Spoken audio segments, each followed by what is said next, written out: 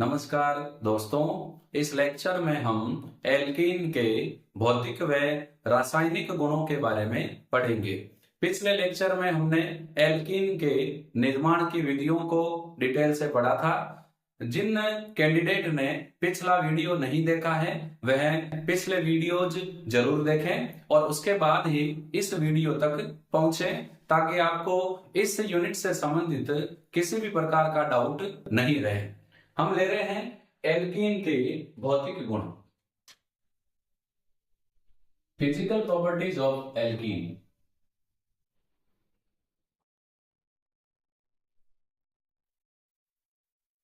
भौतिक गुण में नंबर 1 हम ले रहे हैं अवस्था।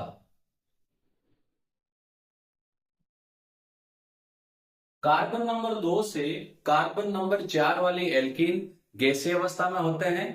कार्बन नंबर 5 से कार्बन नंबर 17 तक की एल्कीन द्रव अवस्था में, और कार्बन नंबर 18 उससे अधिक कार्बन वाली एल्कीन ठोस अवस्था में पाई जाती है। तो कार्बन नंबर 2 यानी एल्कीन में एथीन और कार्बन नंबर 4 ब्यूटीन तक के जो एल्कीन है इनकी अवस्था है गैस। कार्बन नंबर 5 से कार्बन नंबर 17 इनकी अवस्था है द्रव, और कार्बन 18 व अधिक या यूं कर लें उच्चतर जो एल्कीन है उनकी अवस्था होती है ठोस। नंबर 2, यदि हम विलेयता की बात करते हैं,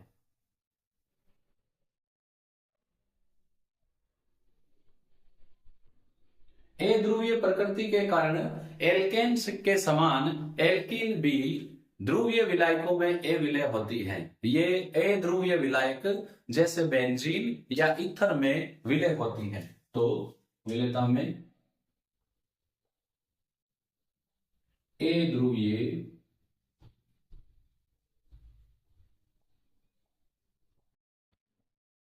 विलायकों में विलय।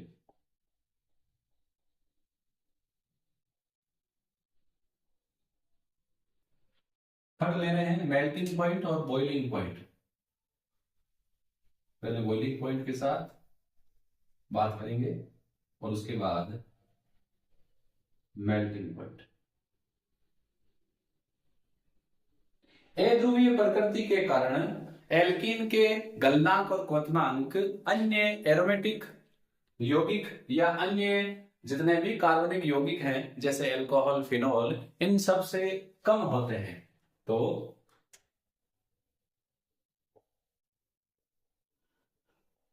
अध्रुवीय प्रकृति के कारण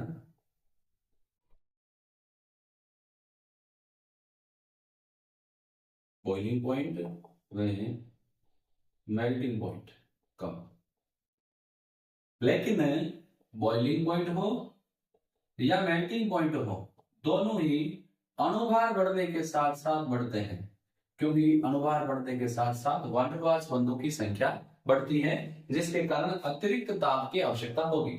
और जैसे जैसे शाखन बढ़ेगा वैसे वैसे अणु की आकृति गोलाकार होने के कारण गलनांक और क्वथनांक घटते हैं।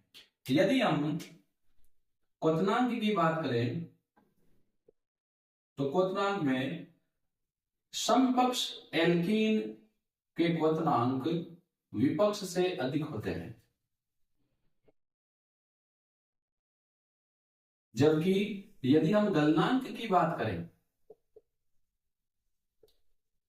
तो समपक्ष एल्कीन के गलनांक विपक्ष से कम होते हैं।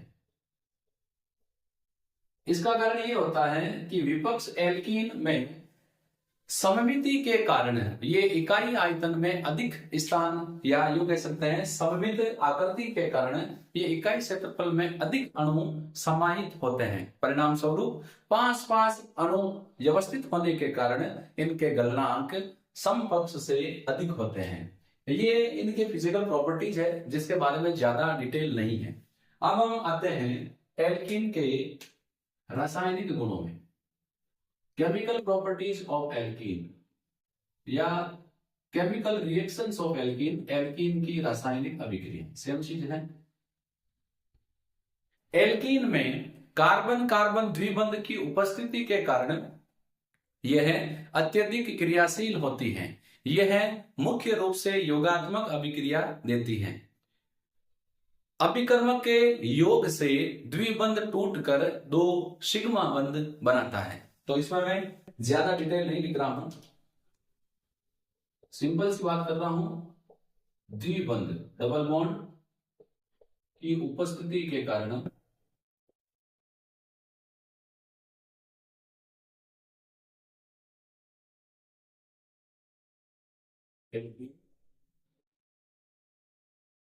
अधिक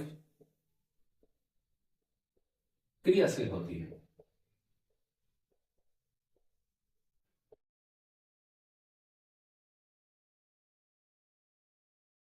अब इनके पास डबल बॉन्ड है, तो डबल बॉन्ड पर क्या होगा? योग होगा। और योग किसका होगा? इलेक्ट्रॉन्स नहीं का होगा मुख्य रूप से। तो एल्कीन में डबल बॉन्ड के कारण ये अधिक क्रियाशील होती हैं और ये मुख्य रूप से एडिशनल रिएक्शन देती हैं। अभिकर्मक जब डबल बॉन्ड पर जुड़ेगा तो डबल बॉन्ड टूटकर दो सिग्मा बॉन्ड बनाएगा, अर्थात पाई बंध से दो सिग्मा बंध बनेंगे। एल्कीन के रासायनिक गुणों में नंबर 1 हम रिएक्शन ले रहे हैं, इलेक्ट्रॉन्स नहीं, योगात्मक अभिक्रिया।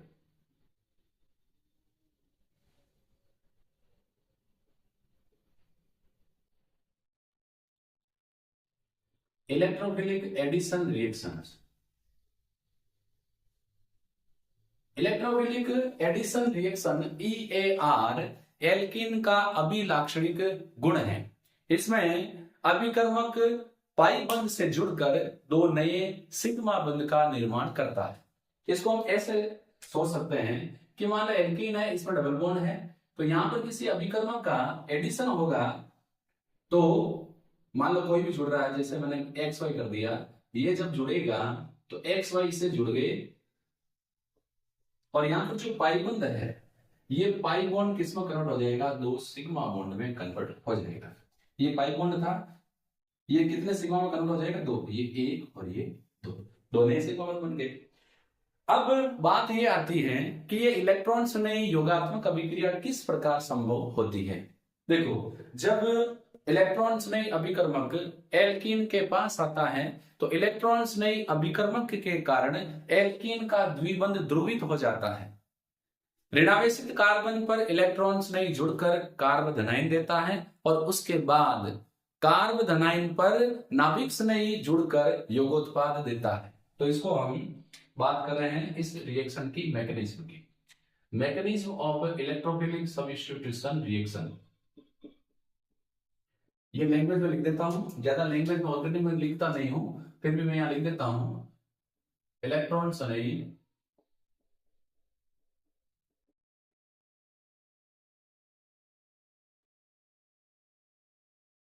अभिकर्मक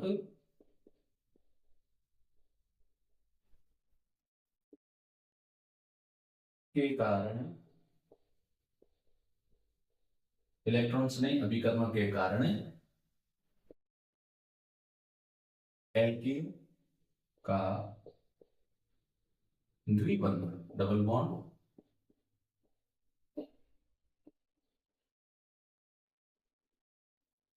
ध्रुवित हो जाता है।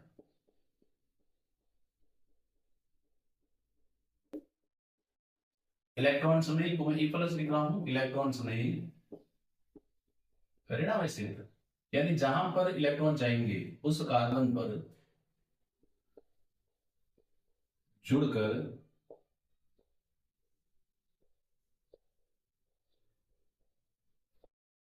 कार्बोधनाइन बनाता है, जिस पर नाभिक नहीं NO-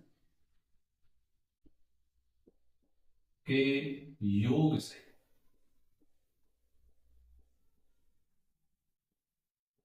एडिशनल प्रोडक्ट बनेगा, योगोत्पाद बनता है।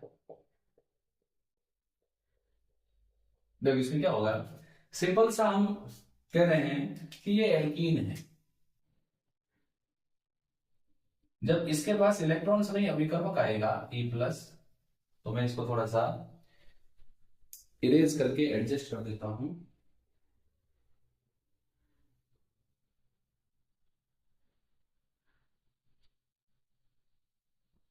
अब सपोज करो इलेक्ट्रॉन्स नहीं के कारण ये डबल बॉन्ड जो है इस कार्बन की तरफ जा रहे हैं, एडिशन ऑफ इलेक्ट्रॉन्स नहीं ए प्लस, ये स्लो स्टेप है, अभिक्रिया का गति निर्धारक पद है। अब इस पर जिस कार्बन पर इलेक्ट्रॉन गए हैं उस कार्बन पर क्या आएगा, नेगेटिव, नेगेटिव पर जाके जुड़ जाएगा इलेक्ट्रॉन्स नहीं, इस पर क्या रहेगा प्लस। ये क्या बन गया, जब कार्बन पर प्लस हो तो कार्बन आयन, सॉरी धनायन, और माइनस हो तो कार्बन ऋणायन। अब क्या होगा, नेक्स्ट स्टेप में नाभिक नहीं आएगा और कहां जुड़ेगा, जहां पॉजिटिव चार्ज है। ये जो स्टेप है ये फास्ट है, तो कार्बन यहां जुड़ गया नाभिक नहीं, और यहां क्या जुड़ गया, इलेक्ट्रॉन्स नहीं, दोनों का योग हो गया, ये बन गया अपना योगोत्पाद। सिंपल, इसी प्रोसेस को हम फॉलो करेंगे। अब हम नाभिक नहीं योगात्मक अभिक्रियाओं के एक एक करके एग्जाम्पल ले रहे हैं, और पहला एग्जाम्पल है हेलोजन का योग। अग्नि विलायक जैसे कार्बन टेट्राक्लोराइड या कार्बन डाइसल्फाइड की उपस्थिति में एल्कीन पर हेलोजन के योग से विसिनल डाइहैलाइड प्राप्त होते हैं। देखो, जैसे हम एल्कीन ले रहे हैं, इस पर हेलोजन का योग करवा रहे हैं, वो भी in the presence of carbon tetrachloride. एक यहां जुड़ जाएगी, एक यहां जुड़ जाएगी, और जब हेलोजन दो पास वाले कार्बन पर जुड़ी हो तो इसको हम क्या बोलते हैं, विसिनल या सनिध डाइहैलाइड।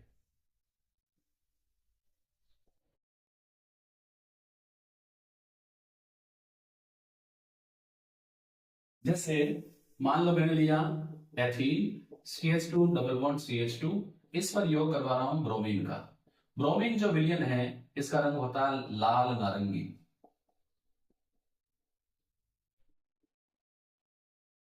इसका एडिशन करवा रहे हैं in the presence of carbon tetrachloride, तो ब्रोमीन जुड़ जाएगी CH2 CH2, एक Br यहां, एक Br यहां, 1,2 डाइब्रोमो एथेन, ये क्या है, विसिनल डाइहैलाइड है। और ये जो हमें प्राप्त हुआ है ये कैसा होता है, रंगहीन।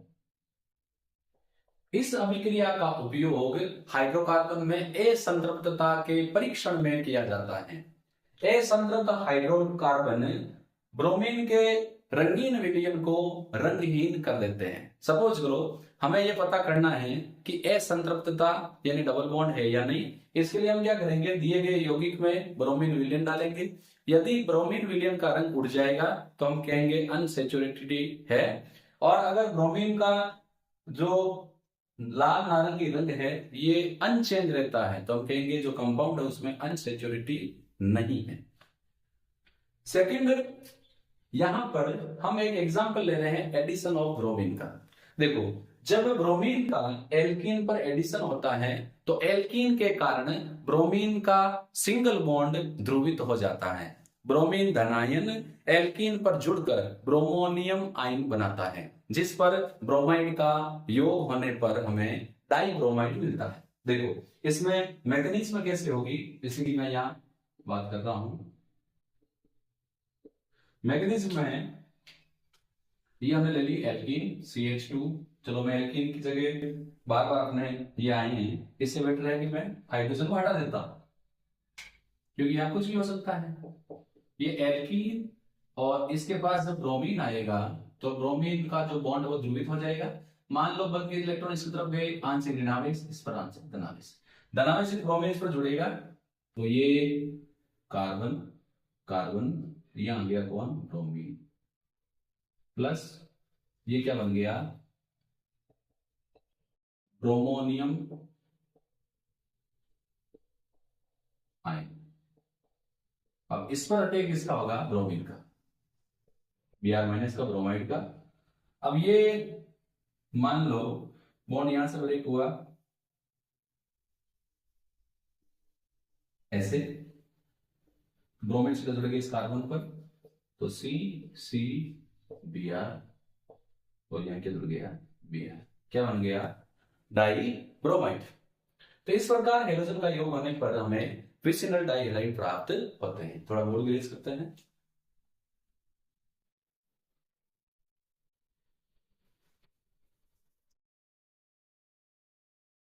अपने नंबर 1 रासायनिक गुण हम पढ़ रहे थे, इलेक्ट्रॉन्स ने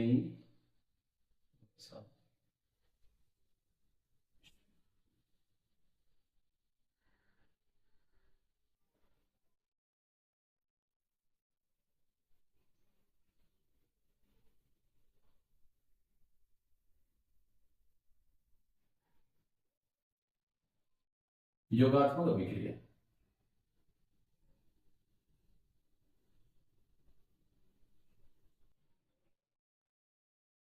इंक जो है वो वाटर में डिजोल्व है। ये तो है, ये वाटर लगा हुआ है तो ये लिखने भी नहीं दे रही। ठीक है, इसमें सेकंड जो रिएक्शन हम ले रहे हैं वो है हाइड्रोजन हैलाइड का योग। एल्कीन पर हाइड्रोजन हैलाइड के योग से हमें एल्किल हैलाइड प्राप्त होते हैं। सममित एल्कीन पर HX का योग आप जहां मर्जी हाइड्रोजन जोड़ो, जहां मर्जी हैलोजन जोड़ो, लेकिन यदि एल्कीन असममित है तो उस पर HX का योग मार्कोनिकोव के नियम के अनुसार होगा। तो पहले हम बात कर लेते हैं सममित एल्कीन, जैसे अपना सिंपल एग्जांपल एथीन। इस पर हम HX का योग करेंगे, जैसे मान लो HCl का कर रहे हैं, तो यहाँ हाइड्रोजन जोड़ दो, कोई फर्क नहीं पड़ेगा, डबल टूट के सिंगल हो जाएगा, यहाँ क्या जोड़ दो, क्लोरीन, 1 क्लोरोएथेन बन जाएगा। लेकिन यही अगर एल्कीन असममित है तो असममित एल्कीन पर HX का योग मार्कोनिकोव के नियम के अनुसार होगा। मार्कोनिकोव का नियम यह कहता है कि असममित एल्कीन पर किसी ध्रुवीय अणु के योग के दौरान धन भाग उस कार्बन पर जुड़ता है जहां हाइड्रोजन अधिक हो, और ऋण भाग उस कार्बन पर जुड़ता है जहां हाइड्रोजन की संख्या कम हो। इसको मैनिपुलेट कर सकते हैं कि असममित एल्कीन पर HX के योग में हाइड्रोजन उस कार्बन पर जुड़ती है जहां हाइड्रोजन की संख्या अधिक हो, और हेलोजन उस कार्बन पर जुड़ेगा जहां हाइड्रोजन की संख्या कम हो। लेकिन यह नियम तब लगेगा जब असममित एल्कीन हो। तो मैं यहां लिख देता हूं रूल ऑफ मार्कोनिकोव। मार्कोनिकोव का नियम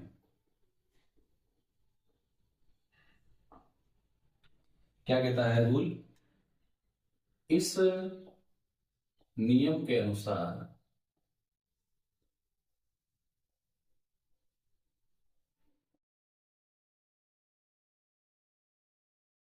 असममित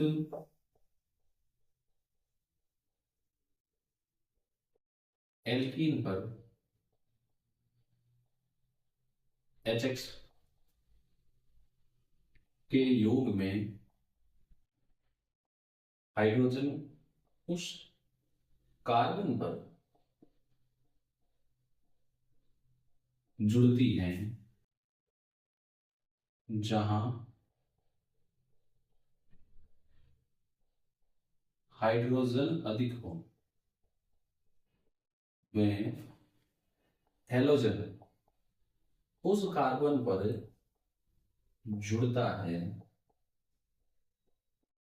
जहां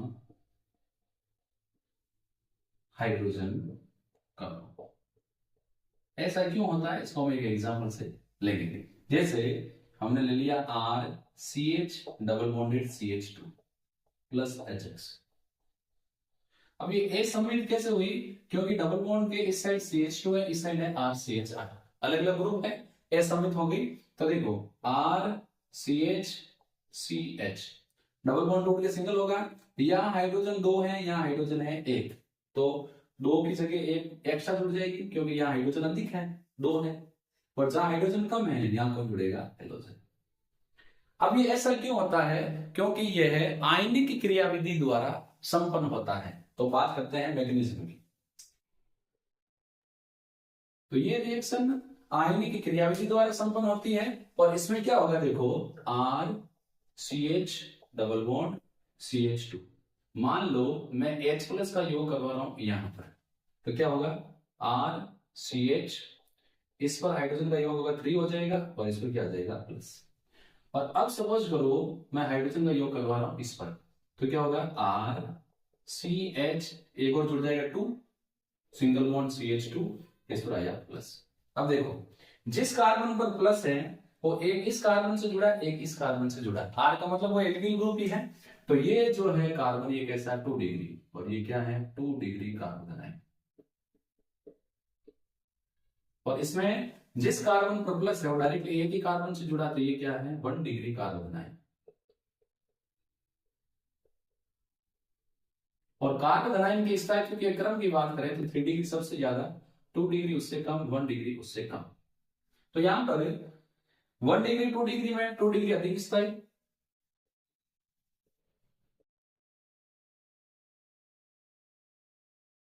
अधिक बनेगा।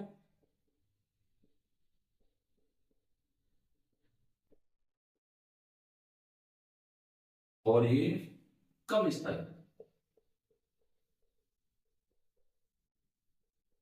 तो ये कम बनेगा। अब किसका योग होगा, हेलोजन का, करवा दो। एक्स माइनस आएगा, r c h two x, ये कम बनेगा। इस पर एक्स माइनस का योग होगा, आर सी एच थ्री, यहां जुड़ जाएगा एक्स, ये क्या होगा अधिक बनेगा। सिंपल सा है, हाइड्रोजन वही जुड़ेगी जहां हाइड्रोजन अधिक है, हाइड्रोजन वहां जुड़ेगा जहां हाइड्रोजन कम है। लेकिन यहां पर समस्या तब आती है जब HBr का योग पेरोक्साइड की प्रेजेंस में होता है। और जब पेरोक्साइड की उपस्थिति में HBr का योग करेंगे तो वहां एक और आएगा खरास या पेरोक्साइड प्रभाव, या एंटी मार्कोनिकोव।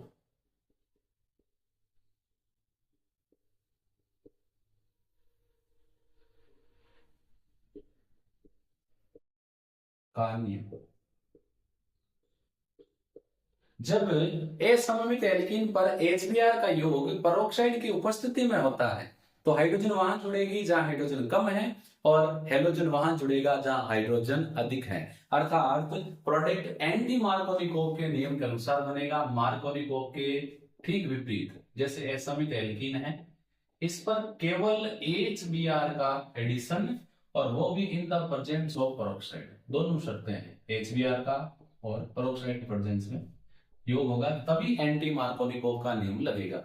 यहाँ HCl HI ले, पेरोक्साइड ले तो नहीं होगा। यहाँ HBr ले, वहां पेरोक्साइड नहीं ले तो भी एंटी मार्कोनिकोव नहीं लगेगा। एंटी मार्कोनिकोव के लिए केवल HBr का योग, वो भी in the presence of peroxide. तो देखो RCH यहां जुड़ जाएगा हाइड्रोजन, CH2 यहां जुड़ जाएगा ब्रोमीन। जहां हाइड्रोजन कम वहां हाइड्रोजन, और जहां हाइड्रोजन अधिक वहां कौन जुड़ेगी, हेलोजन। ये क्यों होता है, तो इस का जो कारण है उसके पीछे मैकेनिज्म है, वो है मुक्त मूलक क्रियाविधि, क्योंकि ये अभिक्रिया मुक्त मूलक क्रियाविधि द्वारा होती है। इसमें क्या होगा हम उसकी बात करें। मुक्त मूलक क्रियाविधि में क्या होगा, देखो जैसे हम ले रहे हैं एल्किल का पेरोक्साइड, पेरोक्साइड वो होता है जिसमें 2 ऑक्सीजन सीधे जुड़े हुए हैं। सूर्य के प्रकाश की प्रेजेंस में मुक्त मूलक क्रियाविधि होती है, हमने एल्केन में पढ़ा है। अब ये सीधा जाएगा, इसका इलेक्ट्रॉन इसके पास, फिर इसका इलेक्ट्रॉन इसके पास, यानी ऑक्सीजन ऑक्सीजन बंध का समास विखंडन हुआ, दोनों ऑक्सीजन ने अपने अपने बंध के इलेक्ट्रॉन ले लिए, इसीलिए आधा तीर का निशान। तो RO इस पर आ जाएगा एक इलेक्ट्रॉन, ऐसे 2 बन जाएंगे, ये बन गया एल्कोक्साइड मुक्त मूलक। ये जो एल्कोक्साइड मुक्त मूलक बना है ये योग करेगा HBr से, और यहां से हाइड्रोजन को निकाल लेगा, बना लेगा ROH, और ब्रोमीन पर क्या जाएगा। अब रिएक्शन में एल्किल मुक्त मूलक भी हो सकते हैं, ये भी HBr से योग करेंगे, तो एल्किल मुक्त मूलक हाइड्रोजन से जुड़कर एल्केन बनाएगा, और Br पर क्या आ जाएगा फ्री रेडिकल। ये Br फ्री रेडिकल सबसे पहले अटैक करेगा। इसमें क्या होगा देखो, RCH double bond CH2, Br मुक्त मूलक 2 जगह जुड़ सकता है, एक जहां हाइड्रोजन कम है, एक जहां हाइड्रोजन अधिक है। अब मान लो मैं इसको यहां जोड़ूंगा तो क्या होगा, RCH CH2 इससे जुड़ गया Br, तो फ्री रेडिकल आ गया इस पर। अब इस पर जोड़ेंगे तो RCH इस पर आ गया फ्री रेडिकल, यहां बन गया Br। अब देखो जिस कार्बन पर मुक्त मूलक है वो डायरेक्टली कितने कार्बन से जुड़ा है, एक से, तो ये कैसा है 1 डिग्री मुक्त मूलक।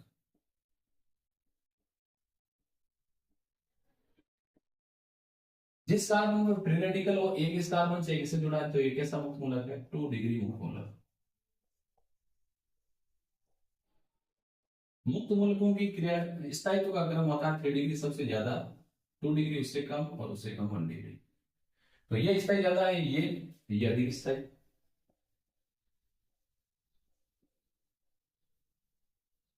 जो ज्यादा स्टेबल ज्यादा बनेगा।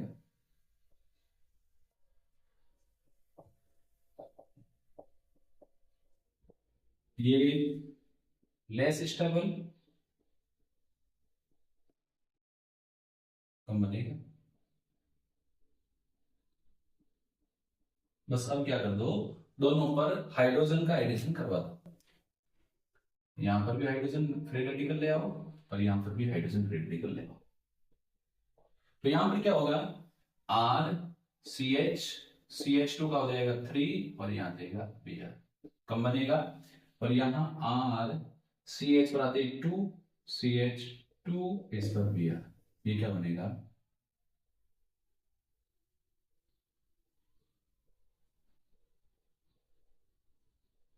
अधिक।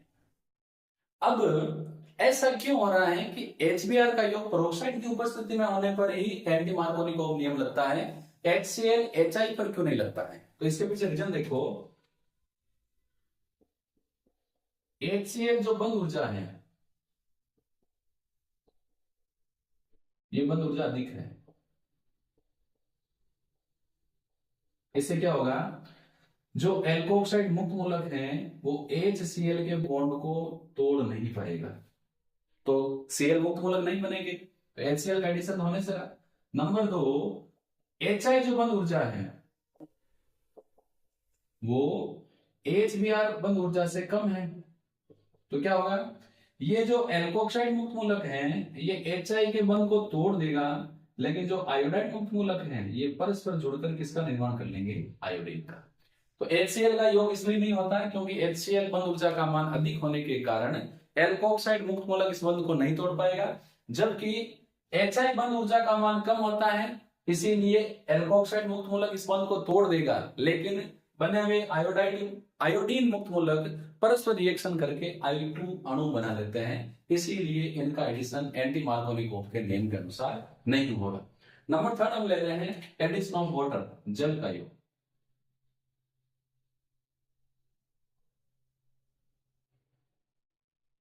एल्कीन पर संग्र H2SO4 की प्रेजेंस में जल के एडिशन से हमें अल्कोहल प्राप्त होता है, जैसे CH3 C double bond CH2, थोड़ा कॉम्प्लेक्स एग्जाम्पल ले लेते हैं HOH in the presence of H2SO4। तो देखो एडिशन यहां होगा यहां होगा, यहां हाइड्रोजन ज्यादा, तो जहां ज्यादा हाइड्रोजन वहां जोड़ो H, और यहां पर हाइड्रोजन कम तो यहां जोड़ो OH, यानी धन भाग वहां जोड़ो जहां हाइड्रोजन अधिक और ऋण भाग वहां जोड़ो जहां हाइड्रोजन कम। क्या बन गया 3 डिग्री अल्कोहल। और थोड़ा इरेज करते हैं।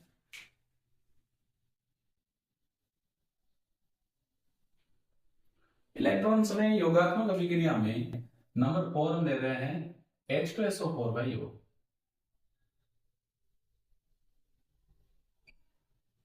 एल्कीन पर H2SO4 के एडिशन से एल्किल हाइड्रोजन सल्फेट बनता है, जिसको जल के साथ गर्म करने पर हमें अल्कोहल प्राप्त होता है। देखो जैसे हमने लिया RCH डबल बॉन्ड CH2, इस पर योग हम कर रहे हैं H2SO4 का, तो इसको हम थोड़ा एडजस्ट कर लेते हैं OSO3H, हाइड्रोजन जोड़ दो RCH2CH2, तो इसमें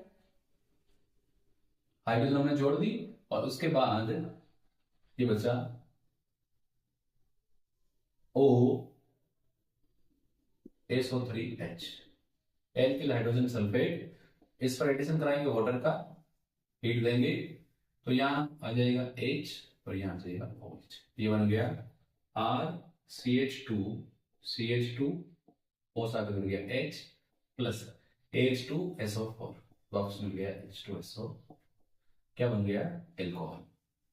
अब एल्कीन के रासायनिक गुणों में सेकेंड टाइप हम रिएक्शन ले रहे हैं, वो है ऑक्सीकरण।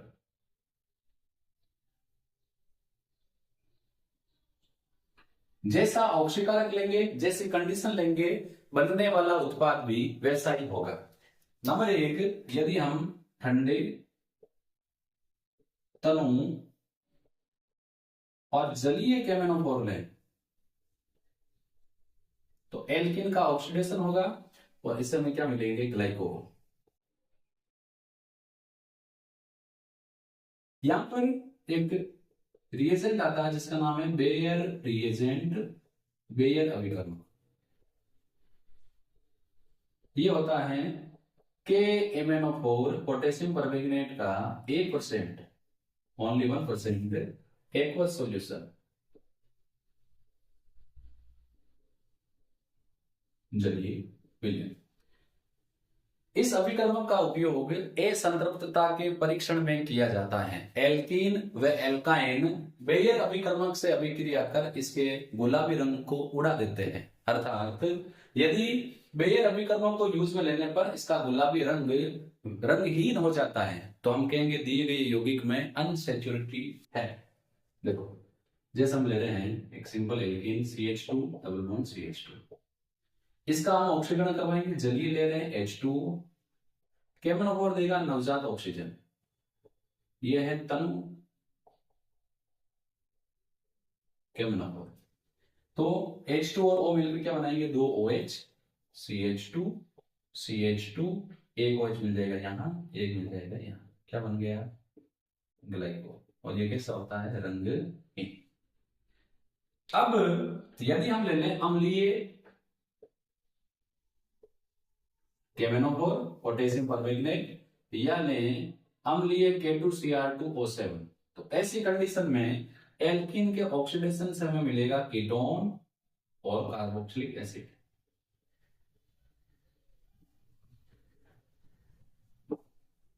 देखो, जैसे मैं एक एग्जांपल ले रहा हूं, CH3C double bond CH2 CH3, इसका ऑक्सीडेशन हम करवा रहे हैं अम्लीय केमेनोफोर से। बॉन्ड यहां से ब्रेक होगा, ये हो जाएगा CH3C CH3, एक ऑक्सीजन आके जुड़ जाएगा यहाँ। अब जो ये CH2O है, इसको मैं थोड़ा आपको बताता हूं, ये कुछ ऐसा है,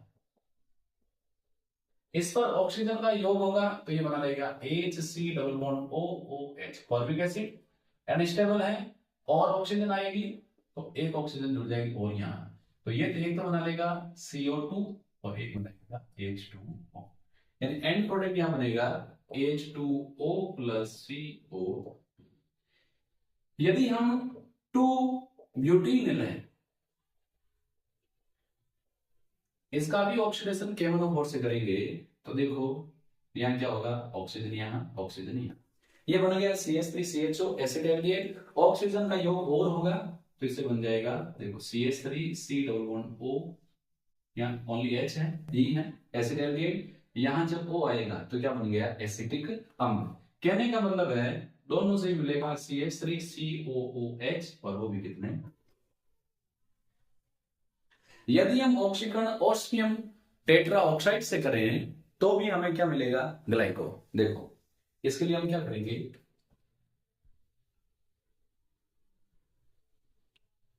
जैसे हम एल्कीन ले रहे हैं, ऑस्मियम टेट्रा ऑक्साइड ले रहे हैं, तो इसे एल्कीन अभिक्रिया करके चक्रीय ऑस्मियम टेट्रा ऑक्साइड बनाएंगे।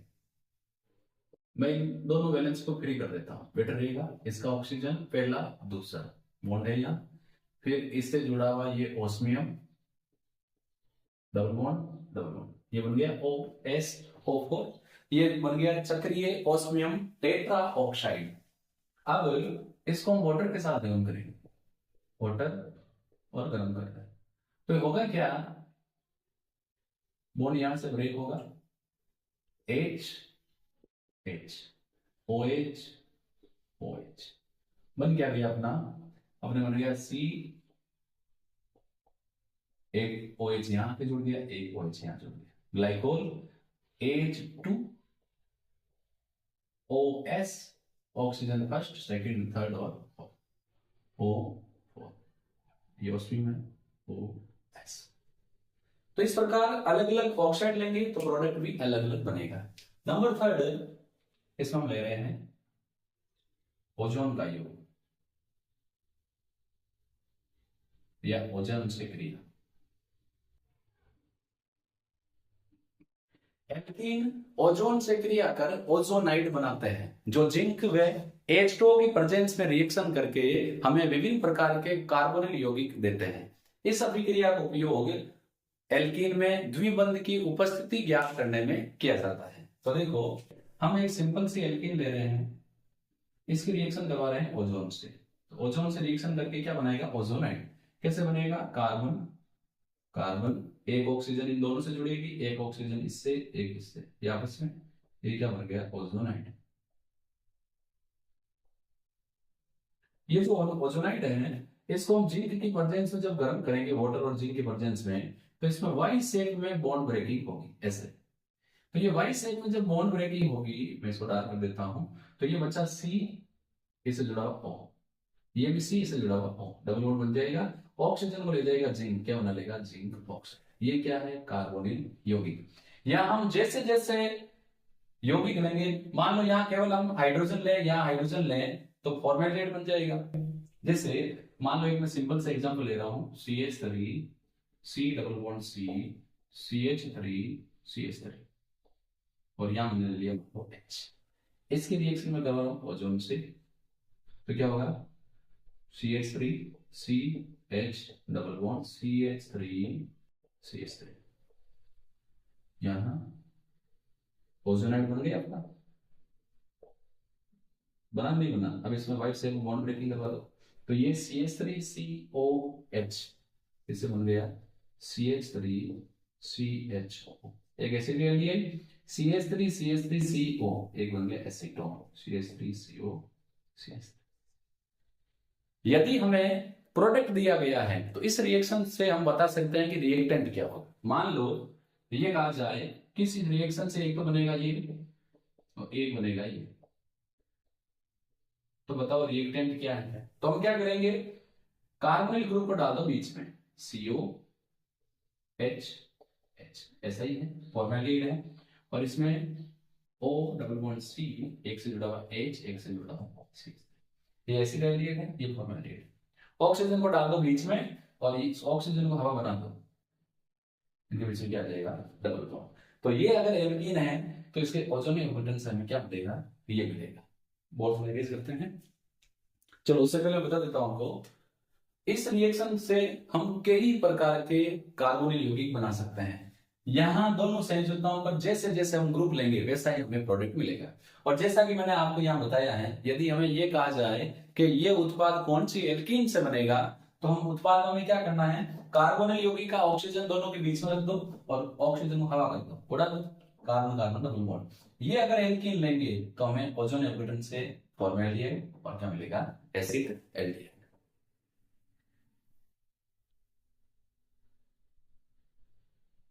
इलेक्ट्रॉन सभी युग्मात्मक अभिक्रिया नंबर 1 थी। अब हम एल्कीन की नंबर 4 टाइप रिएक्शन ले रहे हैं, इसको मैं हटा देता हूं ताकि कंफ्यूजन नहीं है कि अभी तक इलेक्ट्रॉन्स नहीं चल रहा है क्या। इलेक्ट्रॉन सभी नंबर 1 था, नंबर 2 हमने ऑक्सीकरण, नंबर 3 हमने ओजोन का योग, और नंबर 4 हम इसमें ले रहे हैं बहुलीकरण या बहुलकीकरण। अनेक एल्कीन की एकलक इकाइयां उच्च ताप दाब में उत्प्रेरक की उपस्थिति में परस्पर जुड़कर वृहद अणु का निर्माण करती हैं। इस अणु को बहुलक तथा क्रिया को बहुलकीकरण अभिक्रिया कहते हैं। जैसे मान लो एथीन की असंख्य इकाइयां, एन इकाइयां आपस में जब उच्च ताप दाब और कैटेलिस्ट के प्रेजेंस में उत्प्रेरक की उपस्थिति में जब जुड़ेगी तो ये एक बॉन्ड यहाँ आ जाएगा इलेक्ट्रॉन, एक इलेक्ट्रॉन आ जाएगा यहाँ, तो ये free CH2 double CH double हो गया सिंगल, ये फ्री, एक इलेक्ट्रॉन इधर है, एक इलेक्ट्रॉन इधर गया, दोनों से जगह फ्री होगी। ऐसी कितनी इकाइयां, n इकाई, तो ये बहुलक है, ये क्या बन गया पॉलीथीन से, इसको हम नॉर्मल भाषा में पॉलीथीन बोलते हैं, लेकिन ये क्या है पॉलीएथीन। इसी प्रकार प्रोपीन की असंख्य इकाइयां उच्च ताप और दाब पर जुड़ेगी और उत्प्रेरक की प्रेजेंस में जुड़ेगी, तो इस बॉन्ड का एक इलेक्ट्रॉन इधर, एक इलेक्ट्रॉन ऐसे फ्री, तो क्या हो जाएगा CH2 इसे जुड़ा हुआ CH3, दोनों वैलेंस यहाँ फ्री, ऐसे असंख्य इकाइयां, ये क्या हो गया पॉलीप्रोपीन। तो जब एल्कीन की असंख्य इकाइयां उच्च ताप और दाब में उत्प्रेरक की प्रेजेंस में जुड़ेगी, तो हमें क्या मिलेगा बहुलक। एक थोड़ा सा मैं आपको वहां बताना भूल गया कि जब हम असममित एल्कीन पर H2SO4 का एडिशन करवाते हैं, वहां थोड़ा गलत बता दिया था, OSO3H, तो यहाँ भी मार्कोनिकोव का नियम ही लगेगा, हाइड्रोजन वहां जुड़ेगा जहां हाइड्रोजन की संख्या अधिक है, तो RCH यहाँ जुड़ेगा CH3 और यहाँ जुड़ेगा OSO3H, फिर वाटर का योग होगा HOH, तो यहाँ RCH CH3 O था, उससे जुड़ गया H, और ये H2SO3 और ये ऑक्सीजन H2SO, तो एल्कोहल कैसा बनेगा 2 डिग्री बनेगा, 1 डिग्री नहीं बनेगा, उसमें हम चेंज कर लें। तो यहां पर अपने एल्केन के रासायनिक गुण समाप्त होते हैं। नेक्स्ट वीडियो में हम एल्काइन के बारे में पढ़ेंगे। हम फिर मिलेंगे नेक्स्ट वीडियो में। धन्यवाद।